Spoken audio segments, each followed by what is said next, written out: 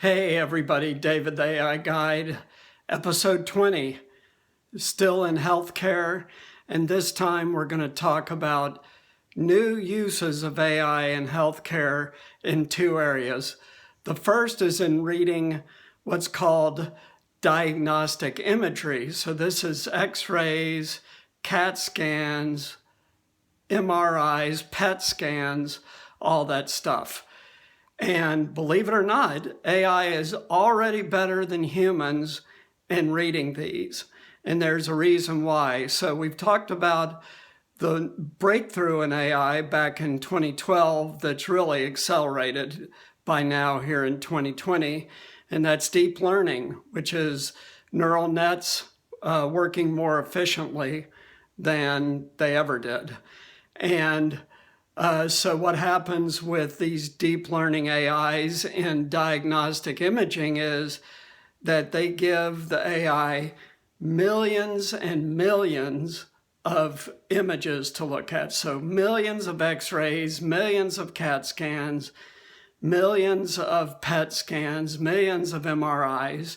And so these AIs learn to look for anomalies and can diagnose these anomalies with a very high degree of accuracy now. So this all started out with cancer, because cancer is one of the leading causes of death, and they wanted to really focus on that first and perfect the AIs as much as possible, looking for a very specific type of illnesses, malignant growths in the body. And now it's starting to spread to other types. For example, a deep learning AI has been used to intake 911 calls and has been able to very accurately predict whether someone's having a heart attack when they call on the phone. And this is over in Denmark. Sorry about that. I was thinking Danish, but Denmark. And this is another huge breakthrough.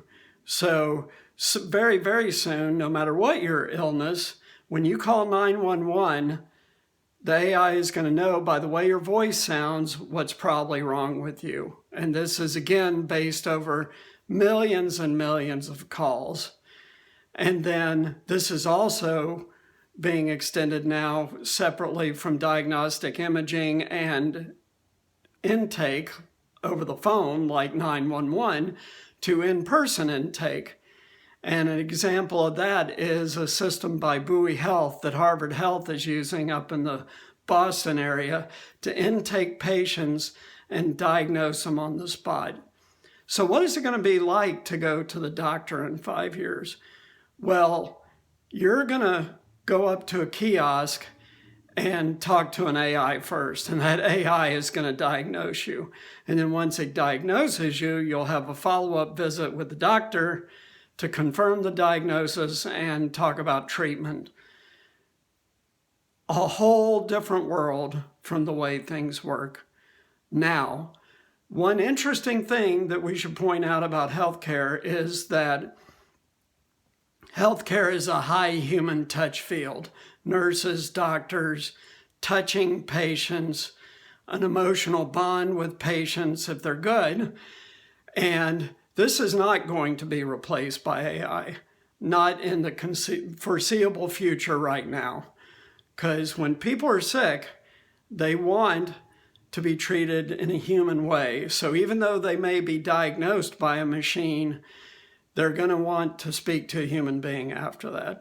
So more than displacing many healthcare workers, it's going to just change the nature of their job. So for those of you who are in high school and college and thinking about the future, you know, there's a lot of jobs open here in healthcare across a wide range of things. I mean, there's surgery, there's general practitioner, there's anesthesiology. Radiology is going to be tough. Don't do that. But there's many other things that are done in hospitals that are specialties. So look into all those things. These are good fields that are safe. As a general statement, STEM is a very good field to go into to avoid disruption by AI. That's not universally true, but there's a lot of truth to what I just said. So that's it. We're going to keep going with healthcare next time, and I'll see you on Saturday.